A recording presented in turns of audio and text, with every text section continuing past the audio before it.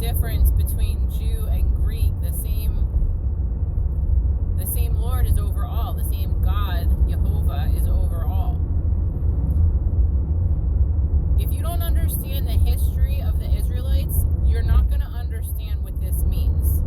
So, in Deuteronomy 32, and it's in other places throughout the prophets, but it's pretty plainly written in Deuteronomy 32, he says, because of your disobedience, Jehovah, Moses is saying this, Deuteronomy 32 is an end times prophecy. He says, because of your disobedience, he's going to scatter you to the four corners of the earth, right? So when the northern tribes got taken over by Assyria, they were supposed to return after 390 years.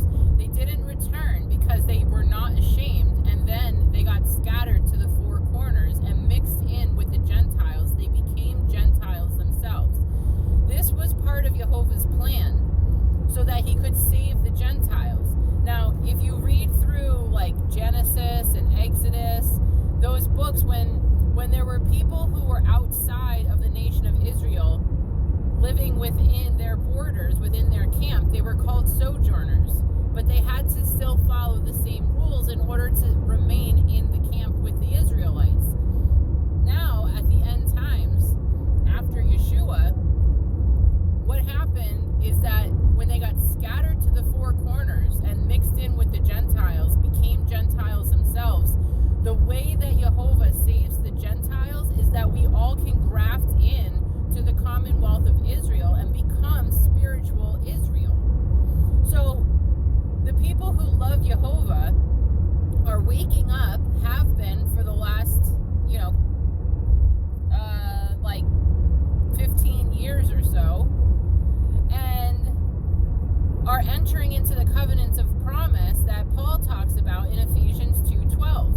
When you do this, when you enter the covenants of promise, you start keeping the covenant, you become spiritual Israel. And this is how Jehovah saves the Gentiles. That's why there's no difference between the Greeks and the Jews, because you can become spiritual Jew. Like when Paul says they're Jews outwardly but not inwardly, it doesn't matter if you are circumcised on the outside. It matters about whether or not you circumcise your heart. Circumcising your heart means that you're going to start keeping the 10 commandments, right? It's what's inside the Ark of the Covenant. That's supposed to be representative of your heart. Inside the Ark is the 10 commandments. They have to be written on your heart. If you're not keeping the 10 commandments, you are not spiritual Israel. It means you're still a Gentile. You are still a Greek. The same God is over all means that the mercy of God, the keeping of the 10 commandments, is available to the whole world. We're no longer called sojourners. Now we actually can become Israel.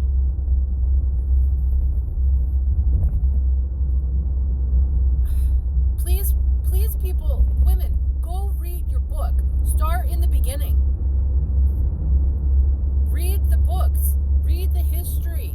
Get to know who God's people are. What makes God's people his people? Exodus 19.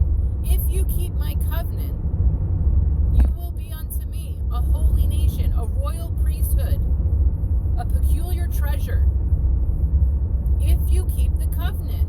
If you don't keep the covenant, you are not Israel. You are not God's people by definition of what it means to be God's people.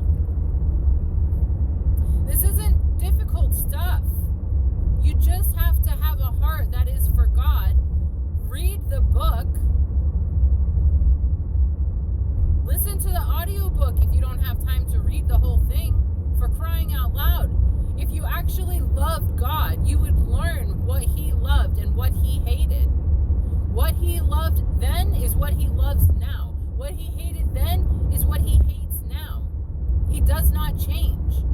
He wanted his people, he required his people to keep the covenants of promise, to eat clean, not put abominations in their flesh, and to keep the 10 commandments. It's not that difficult. If you don't keep the 10 commandments and graft in to spiritual Israel, then you will not be in the kingdom of God. It's that plain